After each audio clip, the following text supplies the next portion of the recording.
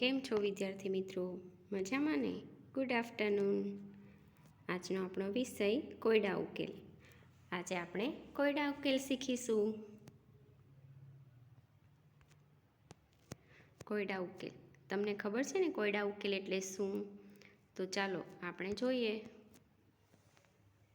એક ઝાડ પર 6 ચકલી હતી. આ ઝાડ ઉપર બીજી 3 ચકલીઓ આવી. તો હવે આ ઝાડ ઉપર કુલ કેટલી ચકલીઓ થઈ? કેટલી ચકલીઓ હતી ઝાડ ઉપર? 6 ચકલીઓ. હવે બીજી કેટલી ચકલીઓ આવી? 3 ચકલીઓ આવી. બરાબર છે? જુઓ, 1 2 3 4 5 6 વત્તા બીજી 3 ચકલી આવી 1 2 3. તો બધી મળીને કુલ કેટલી ચકલી થાય? 6 વત્તા 3 બરાબર 9. તમે ગણો જોઈએ કુલ કેટલી ચકલી થઈ? 1 2 3 4 5 6 અને આ બાજુની 7 8 અને 9 થઈ ગઈ ને 9 ચકલી. હવે આપણે બીજો કોયડા ઉકેલ જોશું. બંટી પાસે 7 લખોટીઓ હતી. બબલીએ તેને 5 લખોટીઓ આપી. તો હવે બંટી પાસે કુલ કેટલી લખોટીઓ થઈ? તો આપણે આમાં શું કરીશું? સરવાળો કરવાનો છે. કોઈ આપણને આપે તો એટલી લખોટી આપણી પાસે વધારે થાય એટલે આપણે સરવાળો કરવાનો. તો કુલ કેટલી લખોટી હતી? બંટી પાસે 7 લખોટી હતી. જુઓ, 1 2 3 4 5 6 અને 7 લખોટી. પછી બબલીએ તેને 5 લખોટી આપી. તો કુલ કેટલી લખોટી થઈ? 7 વત્તા 5 બરાબર 12. તો હવે બંટી પાસે 12 લખોટીઓ થઈ. હવે ત્રીજો. ઉષા પાસે 6 ચોક હતા અને હેતલે તેને 5 ચોક આપ્યા. તો ઉષા પાસે કુલ કેટલા ચોક થાય? તો ઉષા પાસે ચોક વધારે થાય કે ઓછા થાય? વધારે થાય. વધારે થાય એટલે આપણે સરવાળો કરીશું. કેટલા ચોક હતા ઉષા પાસે?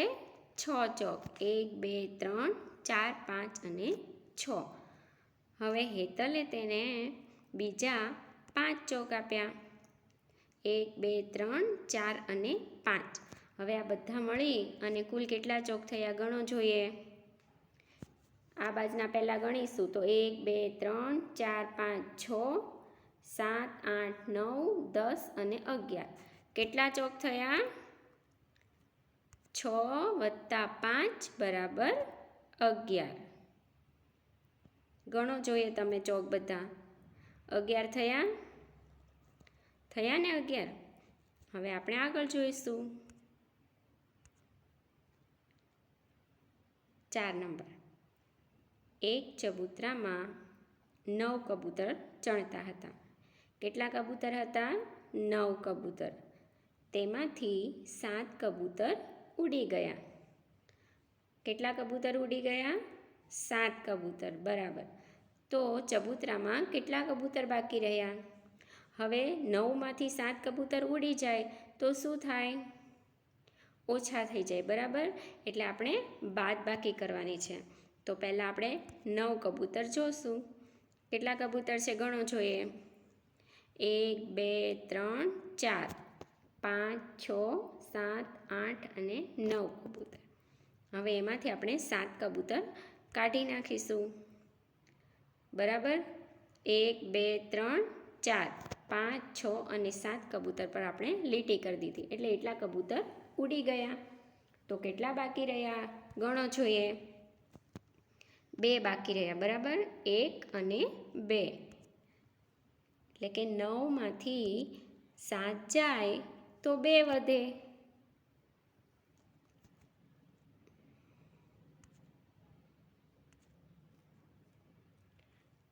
પ્રિયા પાસે 6 બોલપેન હતી. તેમાંથી તેણે 3 બોલપેન નીમાને આપી.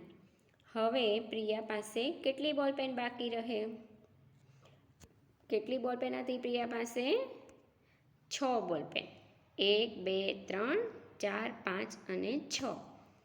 એમાંથી 3 બોલપેન એણે નીમાને આપી દીધી એટલે એની પાસે ઓછી થઈ ગઈ.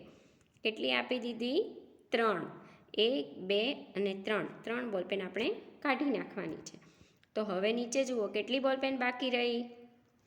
1 2 અને 3 બોલપેન બાકી રહે. એટલે કે 6માંથી 3 જાય તો 3 રહે.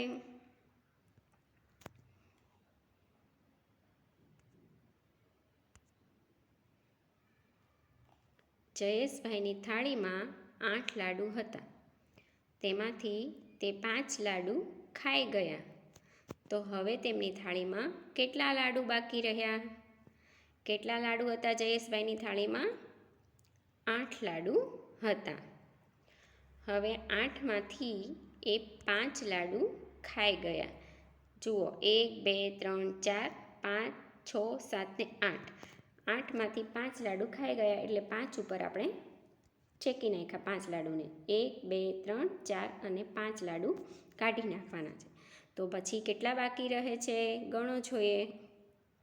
1 2 અને 3 લાડુ બાકી રહે. 8માંથી 5 કાઢીએ એટલે કેટલા રહે? 3. બરાબર છે.